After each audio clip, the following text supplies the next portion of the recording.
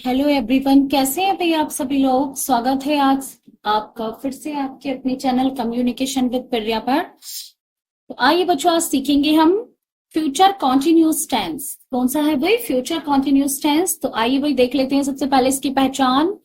तो बच्चों, इसकी पहचान क्या होती है? जिन वाक्यों के अंत में रहा होगा, रही होगी, रहे होंगे तथा रहा होगा आदि शब्दों का प्रयोग होता है, वे वाक्य हमारे फ्यूचर कॉन्टिन्यूस टेंस के होते हैं। कौन से टेंस होते हैं बच्चों भी हमारे? तो वे होते हैं फ्यूचर कॉन्टिन्यूस टेंस। ठीक है, सबसे पहले देखते हैं बच्चों हम इसका टाइप अफर्मेटिव सेंटेंसेस। ठीक है, तो रूल नंबर फर्स्ट है हमारा, कर्ता आई तथा बी के साथ सहायक क्रिया शैल बी। अब बच्चों इसमें एक चीज और ऐड हो गई है। पहले जब आपने फ्यूचर इंडेफिनिट टेंस पढ़ा था उसमें सिर्फ आप सहायक क्रिया बिल और शैल का यूज कर रहे थे, लेकिन इसमें ध्यान रखना है भाई कि आपको शैल बी या फिर बिल बी का यूज करना है। आई और बी के साथ बच्चों शैल बी, एंड जो अन्य करता है उनके साथ हमें बिल बी का यूज करना है। किसका यूज करना है? बिल बी का। और एक चीज और ध्यान रखना बच्चों, जो हमारे फ्यूचर कॉन्टिन्यूस टेंस होते हैं उनमें हमें जो मुख्य क्रिया होती है उसमें आईएनजी ऐड करना होता है। ठीक है, मैंने स्ट्रक्चर में समझाया है, ध्यान से पढ़ना। देखो भाई इसका फॉर्मूला देख लो, स्ट्रक्चर। सबसे पहले बच्चों कर्ता है, कर्ता के बाद सहायक क्रिया है। अब बच्चों सहायक क्रिया क्या है? विल बी या शैल बी। ठीक है, उसके बाद बच्चों हमारी मुख्य क्रिया में आईएनजी है। क्या है? मुख्य क्रिया में आईएनजी है। देन बच्चों कर्ता है एंड अन्य शब्द है। ठीक है, आपको पता है भाई सहायक क्रिया क्या है इसमें? तो सहायक क्रिया हमारी शैल बी या फिर विल बी है। ठीक है, ध्यान रहेगा ना। आगे पढ़ो, एग्जाम्पल से आप समझ लोगे। वह गीत गा रहा होगा। यहाँ देखो भाई, रहा, रही, रही, कॉन्टिन्यूज आप स्टार्टिंग से पढ़ते आ रहे हो, उनका रूल्स यही है कि इसमें रहा, रही, रहे का यूज होता है।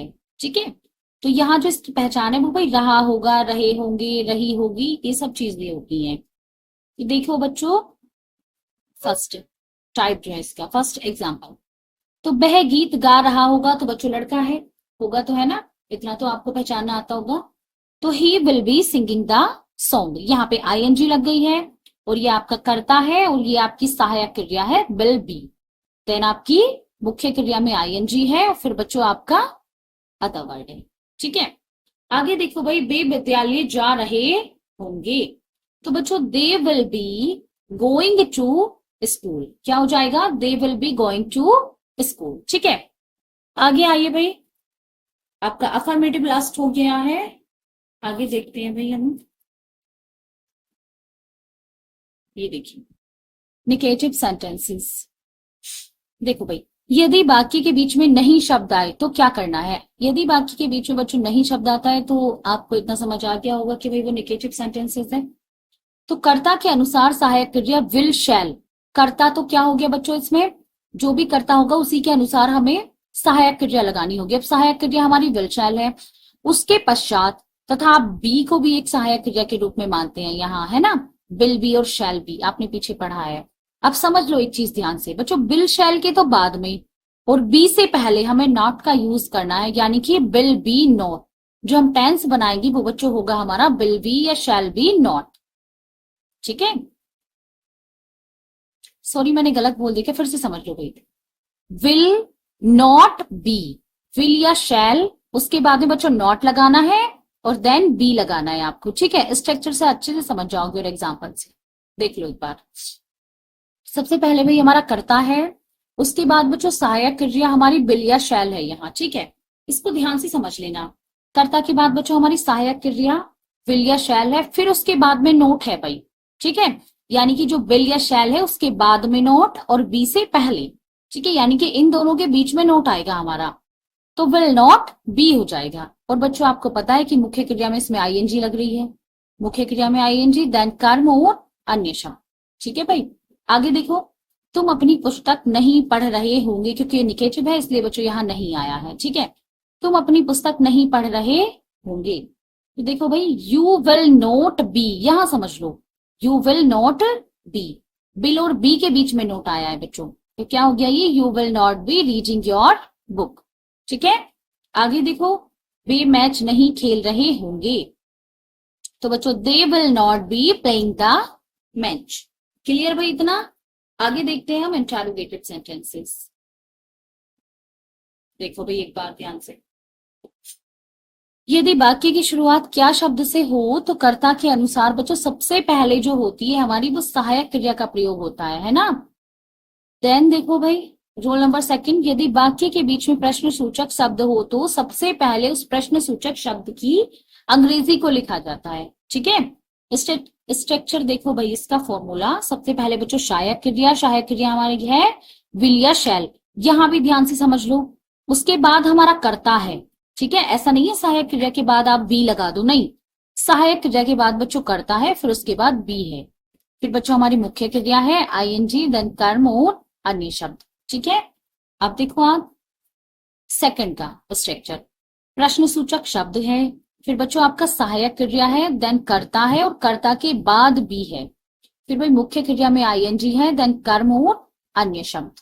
ठीक है भाई, आगे देखते हैं, क्या मोहन अपनी पुस्तक पढ़ता रहेगा, क्या है टेंस भाई, क्या मोहन अपनी पुस्तक पढ़ता रहेगा, अगर शुरू में क्या है तो बच्चों ये फर्स्ट टाइप है ना, क्या मोहन अपनी पुस्तक पढ़ता रहेगा, तो मोहन के साथ क्या आना है बच्चों, बिल आना है, क्योंकि बस आई और वी दो कर्ता हमारे ऐसे हैं जिनके साथ में शैल यूज होना है, बाकी सभी के साथ में बिल यूज होना है। ठीक है, तो बिल मोहन, अब बी कहाँ लगा, बी हमारा मोहन जो है करता है, तो कर्ता के बाद बच्चों हमारा बी लगा है। ठीक है, तो will Mohan be reading his book, read में आईएनजी ऐड हो गई तो ये हो गया भाई रीडिंग, तो रीडिंग हिज बुक। ठीक है, अगला देखो भाई, एंड जो हमारा बच्चों मार्क है इसको लगाना मत भूलना। ठीक है, अगला देखो, क्या तुम अपना कार्य करते रहोगे, यानी कि निरंतर रखोगे भाई तुम अपना कार्य, देखो, तो will you be doing your work, बच्चों अगर यू के साथ अपना आता है तो क्या आता है, योर आता है हमारा, है ना, तो will you be doing your work. ठीक है, आगे देखो एक सेंटेंस जो हमारे रूल नंबर सेकंड का है, बे इस तरह क्यों बातें करते रहेंगे, है ना, बे इस तरह क्यों बातें करते रहेंगे, तो देखो भाई सबसे पहले डब्ल्यूएच फैमिली देख लो क्या है, इसमें हमारी क्यों है और क्यों को बच्चों हम वाई लिखते हैं, है ना, तो वाई बिल, वाई के बाद बच्चों सहायक क्रिया है, देन कर्ता है हमारा, कर्ता के बाद बी है, ऐसा मत करना कि सहायक क्रिया के बाद ही आप बिल लगा लो, पहले रूल्स पढ़ लो, स्ट्रक्चर समझ लो, देन एग्जाम्पल्स देख लो, उसके बाद में सेंटेंस बनाओ। तो why will they be talking like this, ठीक है, तुम इस तरह बातें करते रहो। आगे देखो भाई, वह लड़की गीत क्यों नहीं गा रही होगी, या एक चीज देख लो यहाँ पे क्यों भी है और नहीं भी है ना, तो आप नॉट कहाँ लगाओगे, इस चीज को देख लो, वह लड़की गीत क्यों नहीं गा रही होगी, तो क्यों को लिखेंगे सबसे पहले हमारा वाई आ जाएगा। अब इतना ध्यान रखना कि भाई जो हमारी डब्ल्यूएच फैमिली है उसके बाद जस्ट हमारा क्या आता है, सहायक क्रिया आती है, तो वाई बिल दैट गर्ल क्या हो गई बच्चों, वह लड़की, है ना, दैट गर्ल नॉट, और बी कब आया, नोट के बाद बी आया है ना, एक बार फिर से समझ लो, why will that girl not be singing a song, इस टाइप से बच्चों आपके इंटरोगेटिव हो चुके हैं। आई होप कि आपको समझ में आए हो। तो बच्चों आज जो आपका टाइप था वो हमारा कौन सा टाइप था भाई, आज आपका टाइप था फ्यूचर कॉन्टिन्यूस। ठीक है, तो मैं आशा करती हूँ बच्चों कि आपको जरूर समझ में आया होगा, और बच्चों अगर आपकी समझ में आया है तो प्लीज लाइक एंड सब्सक्राइब करना बिल्कुल ना भूलें। तो बच्चों जो हमारा इंटेंशन है सब्सक्राइब का वो कोई और नहीं है, सिर्फ इतना है बच्चों कि आपको नोटिफिकेशन जो है वो सबसे पहले वीडियो का पहुंच जाए। ठीक है, तो मिलते हैं बच्चों नेक्स्ट क्लास में।